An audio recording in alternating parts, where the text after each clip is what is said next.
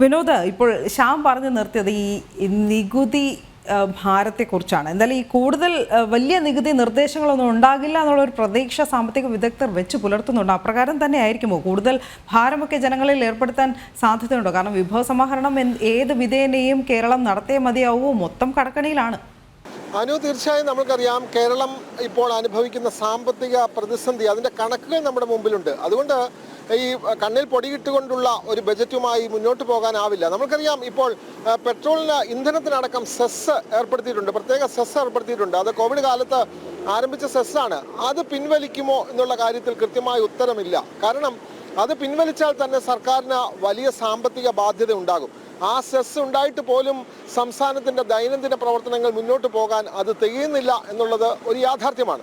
എല്ലാ കാലത്തും എല്ലായ്പ്പോഴും നാഴിക്ക് 40 വട്ടം കേന്ദ്രമൊന്നും തരുന്നില്ല എന്ന് വെറുതെ പറയുകയല്ലാതെ അതിന്മേലുള്ള കൃത്യമായ കണക്കുകളോ കൃത്യമായ വിശദാംശങ്ങളോ നൽകാൻ ഇപ്പോഴും ധനവകുപ്പിന് കഴിഞ്ഞിട്ടില്ല എന്നുള്ളത് വളരെ പ്രധാനപ്പെട്ട കാര്യമാണ്. അത് മാത്രമല്ല, നേരത്തെ സൂചിപ്പിച്ചതുപോലെ തന്നെ ഈ കോടതിയിൽ, സുപ്രീം കോടതിയിൽ നിലനിൽക്കുന്ന കേസിൽ അതിൽ കേന്ദ്ര സർക്കാർ നൽകിയ സത്യവാങ്മൂലം കേരളം ഇക്കാര്യത്തിൽ, ഈ ധനകാര്യം വിനിയോഗിക്കുന്ന കാര്യത്തിൽ, സാമ്പത്തികം വിനിയോഗിക്കുന്ന കാര്യത്തിൽ കേരളം കാട്ടുന്ന കെടുകാര്യസ്ഥത, ഇതൊക്കെ നമ്മുടെ മുമ്പിൽ വളരെ വ്യക്തമാണ്. അതുകൊണ്ട് എല്ലാ കാലത്തും കേന്ദ്രത്തെ മാത്രം കുറ്റപ്പെടുത്തിക്കൊണ്ട് മുന്നോട്ട് പോകാനാവില്ല. കാരണം കേരളത്തിൽ സമാഹരിക്കുന്ന ധനം ഏതെല്ലാം നിലയിൽ വിനിയോഗിക്കുന്നു എന്നുള്ളത് വളരെ പ്രധാനപ്പെട്ട കാര്യമാണ്. നമുക്കറിയാം, ഇത്രയധികം സാമ്പത്തിക പ്രയാസം ഉള്ളപ്പോഴും എന്തെല്ലാം കാര്യങ്ങൾക്കാണ് അനാവശ്യമായി പണം ചെലവഴിക്കുന്നത് എന്നുള്ളത് നമ്മുടെ മുമ്പിൽ ഇപ്പോഴും പകൽ പോലെ വ്യക്തമാണല്ലോ. കാരണം കേരളീയം എന്ന് പറഞ്ഞ പേരിൽ നടത്തിയ വലിയ മാമാങ്കം, അതിനുവേണ്ടി ചെലവഴിച്ച കോടികൾ, അതേപോലെ തന്നെ നവകേരള സദസ്സ് എന്ന് പറഞ്ഞിട്ട്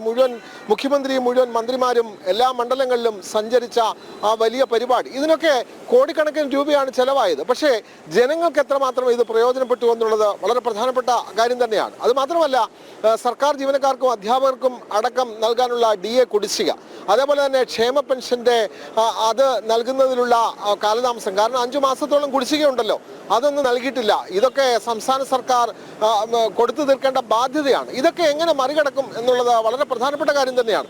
അത് മാത്രമല്ല, ലോക്സഭാ തെരഞ്ഞെടുപ്പ് പടിവാതിക്കൽ എത്തി നിൽക്കുന്നു. അതുകൊണ്ട് എങ്ങനെ വിഭവം സമാഹരിക്കും, എങ്ങനെ പണം കണ്ടെത്തും എന്നുള്ളത് ബാലഗോപാലിന് മുമ്പിൽ വലിയ ചോദ്യം തന്നെയാണ്. നമുക്കറിയാം, മുൻ ധനമന്ത്രിയായിട്ടുള്ള തോമസ് ഐസക്കിന് പോലും ഇപ്പോൾ തുടരുന്ന ഈ സാമ്പത്തിക രീതികളോട് അത്ര മതിപ്പില്ല. കാരണം അദ്ദേഹം എഴുതുന്ന ലേഖനങ്ങൾ, അദ്ദേഹം നടത്തുന്ന പ്രസംഗങ്ങൾ ഒക്കെ തന്നെ നമുക്കറിയാം, സാമ്പത്തിക മേഖല ഇങ്ങനെയല്ല കൈകാര്യം ചെയ്യേണ്ടത് എന്നുള്ളത് അദ്ദേഹം അടക്കം പറയുന്ന കാര്യമാണ്. അപ്പോൾ അതുകൊണ്ട് KN ബാലഗോപാലിന് ഇത് അത്ര എളുപ്പമല്ല. ബജറ്റ് അവതരണം എന്നുള്ള നമ്മൾ 1-2 ദിവസം കൊണ്ട് മാത്രം തീർക്കേണ്ട ഒരു വിഷയമല്ല. കേരളത്തിൻ്റെ സമ്പൂർണ്ണമായ ജീവിതത്തിന്, അല്ലെങ്കിൽ സമ്പൂർണ്ണമായ വികസനത്തിന് ഒക്കെ അടിസ്ഥാനം എന്ന് പറയുന്നത് ഈ ബജറ്റാണ്.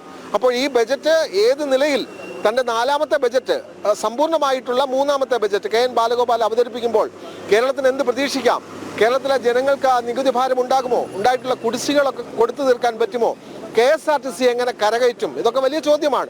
റബ്ബറിന്റെ താങ്ങുവില, മാണി ഗ്രൂപ്പ് അടക്കമുള്ള ഘടകകക്ഷികൾ താങ്ങുവില വർദ്ധിപ്പിച്ചേ മതിയാകൂ എന്നുള്ള നിലയിൽ ശക്തമായ സമ്മർദ്ദങ്ങൾ ഉയർത്തുന്ന ഒരു രാഷ്ട്രീയ സാഹചര്യം കൂടിയുണ്ട്. അതുകൊണ്ട് ഇതൊക്കെ എങ്ങനെ ബാലഗോപാൽ മാനേജ് ചെയ്യുമെന്നുള്ളത് നമ്മൾക്ക് വരും മണിക്കൂറിൽ അറിയാം. 9 മണിക്ക് ധനമന്ത്രി നിയമസഭയിൽ ബജറ്റ് അവതരിപ്പിക്കും. വലിയ ആഘോഷം തന്നെയാണ്. നമുക്കറിയാം, വാർത്താ മാധ്യമങ്ങളെ സംബന്ധിച്ച് ബജറ്റ് എന്നൊക്കെ പറയുന്നത് വലിയ ആഘോഷം തന്നെയാണ്. അദ്ദേഹത്തിൻ്റെ വീട്ടിൽ രാവിലെ മുതൽ അദ്ദേഹം ഇങ്ങോട്ട് പുറപ്പെടുന്നത് വരെ തത്സമയം കാണിക്കാനുള്ള ഒരു മത്സരം തന്നെ ഇക്കാര്യത്തിൽ നടക്കുന്നുണ്ട്. എന്തായാലും ഇതിനൊക്കെ നമുക്ക് എന്താണ് ജനങ്ങൾക്ക് കൂടുതൽ പ്രയോജനകരമായ എന്തെല്ലാം കാര്യങ്ങൾ ഉണ്ടാകും എന്നറിയണമെങ്കിൽ ഏതാനും മണിക്കൂർ മാത്രമേ ഉള്ളൂ. 9 മണിക്കാണ് നിയമസഭയിൽ ബജറ്റ് അവതരിപ്പിക്കുക.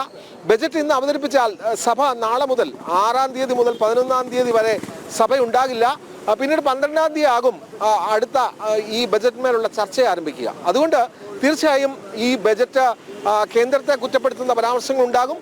പക്ഷേ കേരളം സാമ്പത്തികമായി എങ്ങനെ ഈ പ്രതിസന്ധിയെ മറികടക്കും എന്നുള്ളതിൻ്റെ ഒരു ഉത്തരം ബാലഗോപാലിന് തൻ്റെ ബജറ്റ് പ്രസംഗത്തിൽ നൽകിയേ മതിയാകൂ.